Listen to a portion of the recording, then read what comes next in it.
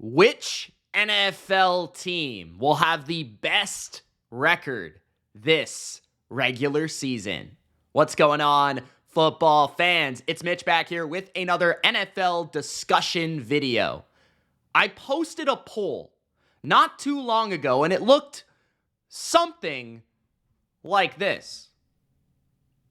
Which NFL team will finish with the best record in 2024? Ultimately referring to the regular season, not the playoffs included there. Which team will have the best record in 2024? I put up some teams that I felt pretty confident would be at the top of their conference this year. And I also asked for a bunch of different opinions in the comments. We had over 1,000 people, so thank you to those people who did vote, and shout out to you guys. By the way, Gronk spiked the like button for more videos just like this. So I wanted to make it into a video and really discuss the teams that I feel have an opportunity to finish with the best record in the regular season. Now that I've discussed all 32 teams, all 32 schedules, have gone through their record, each individual matchup, which teams are actually in that discussion? So I put up the 49ers, the Chiefs, the Lions, and the Texans. This was 10 days ago, and this was before I did my record predictions. Now, 38% of you voted for Brock Purdy and the 49ers, which was a little bit surprising to me. I didn't expect the 49ers to actually come out on top. Maybe that reflects some of the demographics that watch my channel. I'm not exactly sure. Or maybe people just feel very confident about the 49ers, their consistency, and then also the fact that they're in the NFC. That probably does matter. The Chiefs, I thought would maybe get more votes, maybe the most votes. Maybe you just didn't want to vote for Taylor Swift. I'm not sure.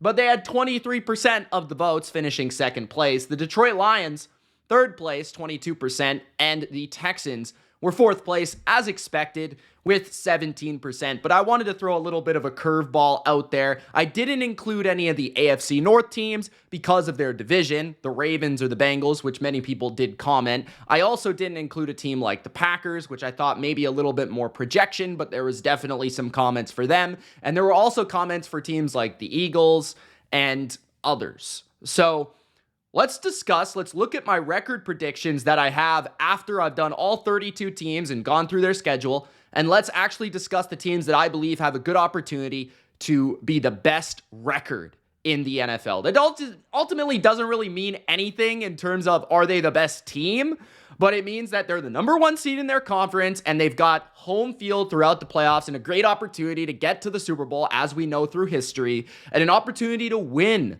the Super Bowl, right? Ultimately, the Chiefs didn't need home field last year to get to the Super Bowl and win the Super Bowl, but oftentimes you do need that in order to win the Super Bowl. So, pulling up our trusty record prediction playoff predictor website here, these are the teams with the best records according to yours truly here on the Bottom Line View. These are the teams that finished with the best records, and I believe they're sorted by seed, if I'm not mistaken. So the 49ers and the Bengals had a 13-4 record, and the playoff predictor has them with the number one seeds in each conference because the Bengals I have beating the Chiefs. That game would ultimately determine which team would get the number one seed in this case in my projections. And we'll go through why I think the Bengals have a very strong chance of actually winning the conference and getting to the Super Bowl, but also having the best record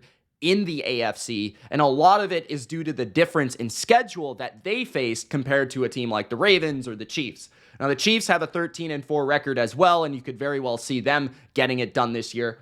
So those were the three teams with the best records. I had the Texans a slot lower at 12-5.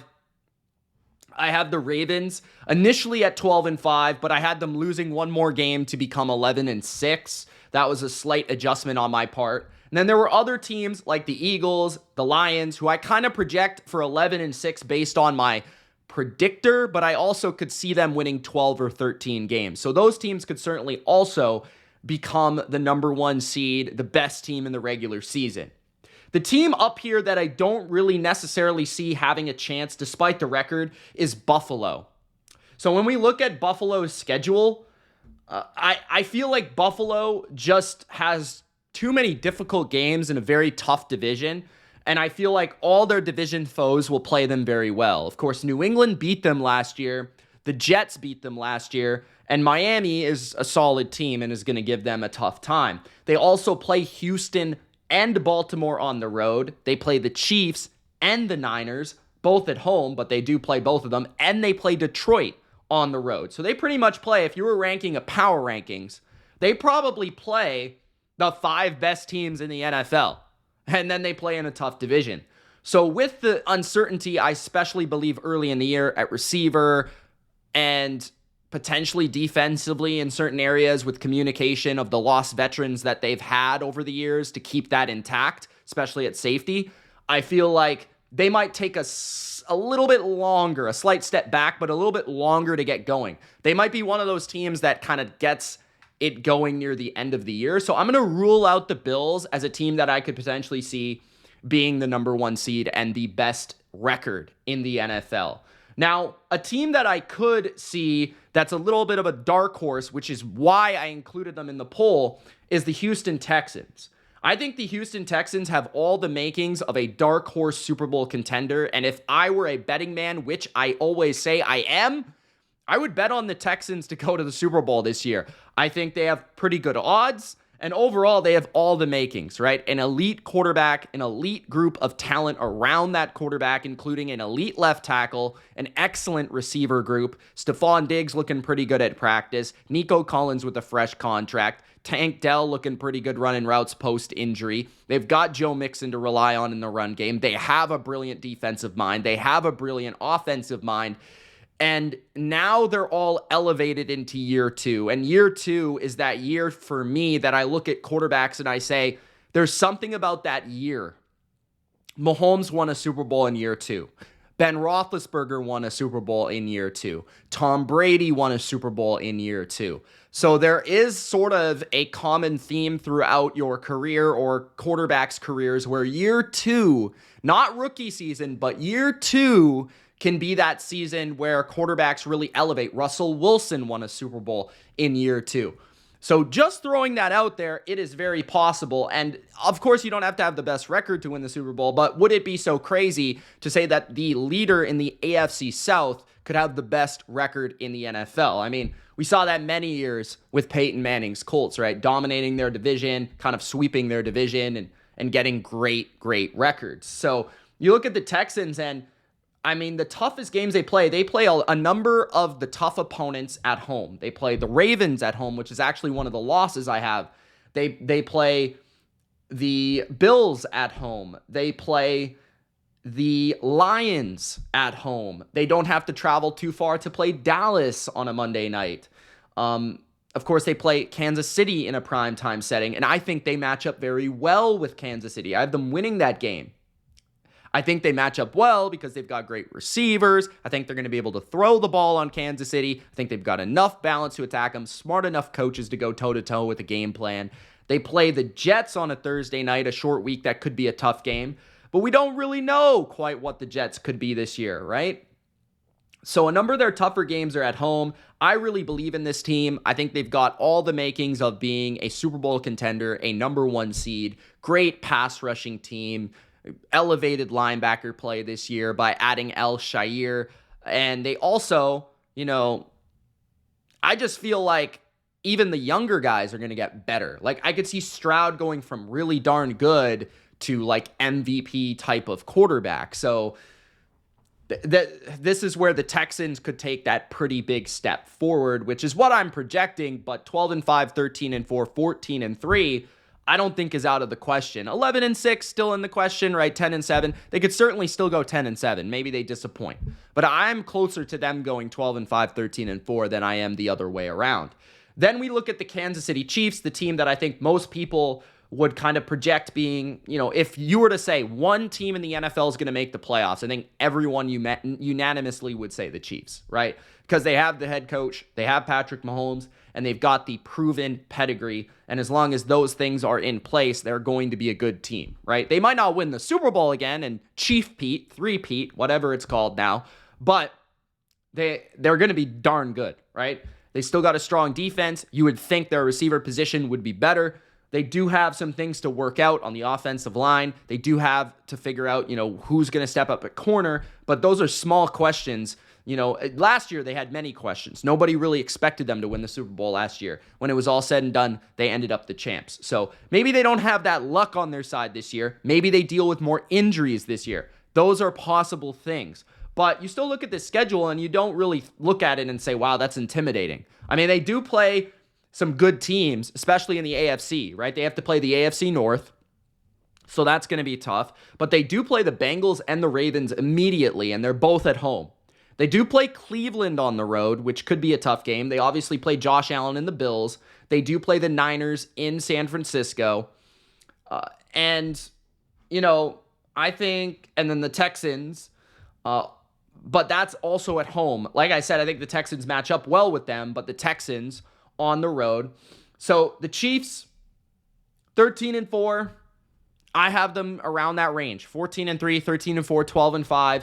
I think that's pretty realistic. Could they beat the Bengals? Absolutely. Could they beat the Niners and the Bills and the Texans? Yes, absolutely. But some of those games are going to be tougher than others. So I could see the Chiefs doing it, but it's also hard to do it when you're a team that's kind of focused on winning the Super Bowl. You are the Super Bowl champs. You're getting every team's best game. Even teams like the Chargers, the Raiders, teams like the Bucks, like the teams that are maybe average are going to be playing better. They're going to elevate their game because they're playing Patrick Mahomes, Andy Reid, and the Chiefs, and everybody's going to be on their P's and Q's when they play the Chiefs, which is why it's harder. It's like playing the Patriots a few years ago. It's like everyone is giving you their best game. So to me, that's why it's hard for them. It's easier for a team like the Ravens last year, where everyone knows the Ravens are good, but they're not necessarily looked at as the Chiefs, where it's like that mystique and that aura where you have to, go into that game really like playing hard, right?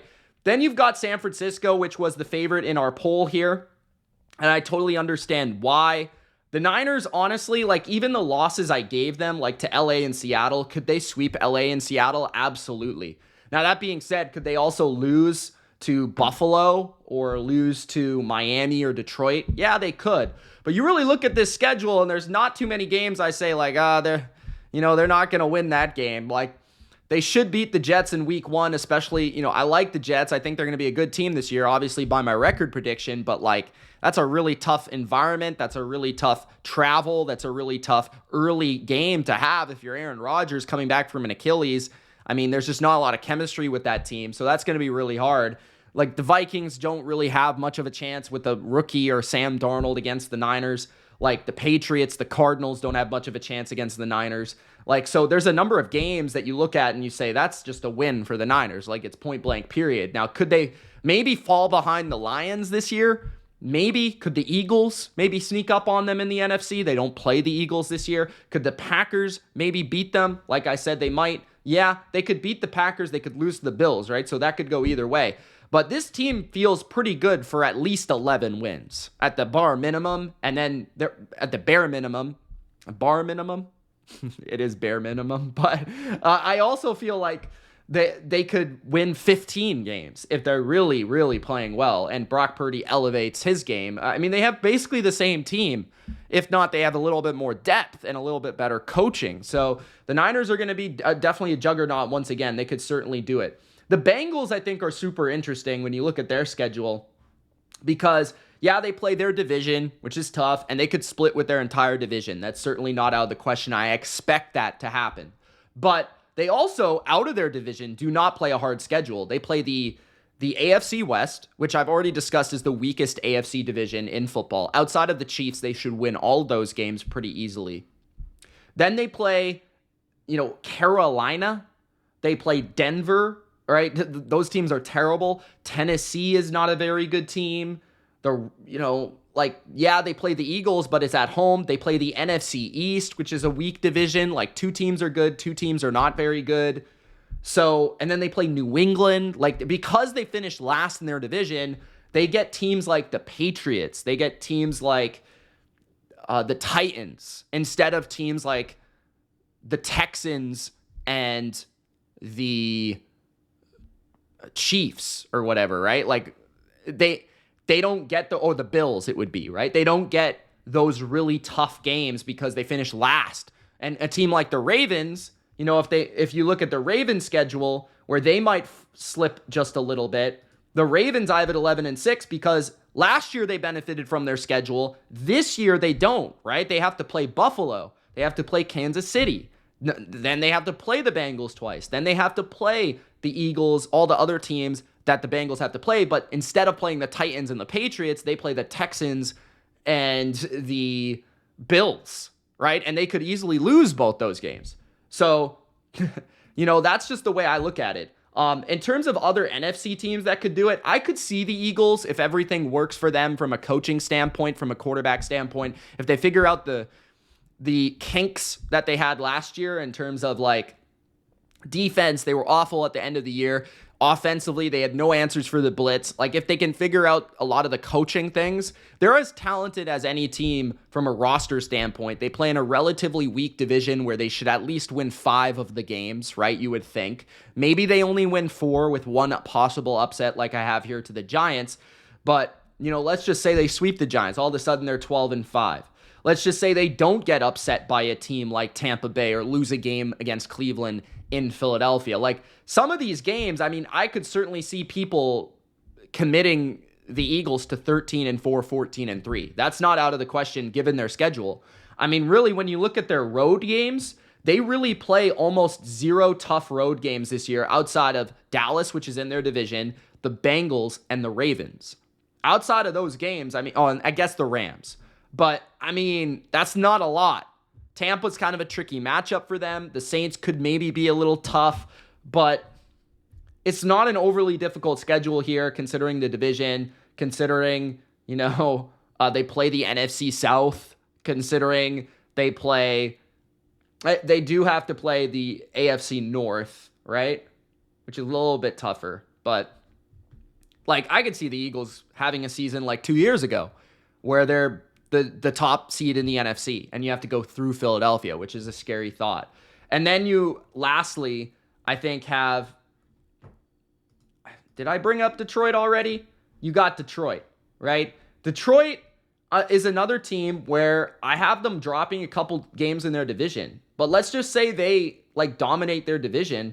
They could easily win 13 games this year, and all of a sudden they're the top team in the NFC. Maybe they drop a different game, maybe they lose to Jacksonville instead of losing to the Bears, or maybe they lose to the Bills instead of losing to the Vikings, for example. But it's still a pretty tough schedule, and this is the thing with the Lions, which I think a lot of people are maybe overestimating or overestimating their ability, or their record last year.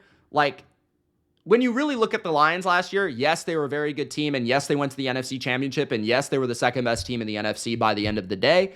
But the thing is, they played not a great schedule, pretty weak schedule. They kind of snuck up on the NFL, and they were kind of the darlings of the NFL. They kind of had this big push from a lot of people. But what happens now if you've got the target on your back and you're having to play Green Bay and Green Bay, Houston and Houston, San Fran and San Fran? You're having to play Josh Allen. You're having to play a bunch of primetime games. You're having to play Dallas and Dallas again. You're playing the Rams to start the year on Sunday Night Football. Pressure is going to mount, right? So it's a little bit of a different perspective for Detroit where maybe they do take that step forward, but maybe they stay about the same just because there's different hurdles to jump now. It's not believing in yourself, it's believing you can do it again, and it's believing it's being able to prove people that you're here to stay instead of just being a one-hit wonder, right? So ultimately, if I had to guess the team that was going to have the best record in football,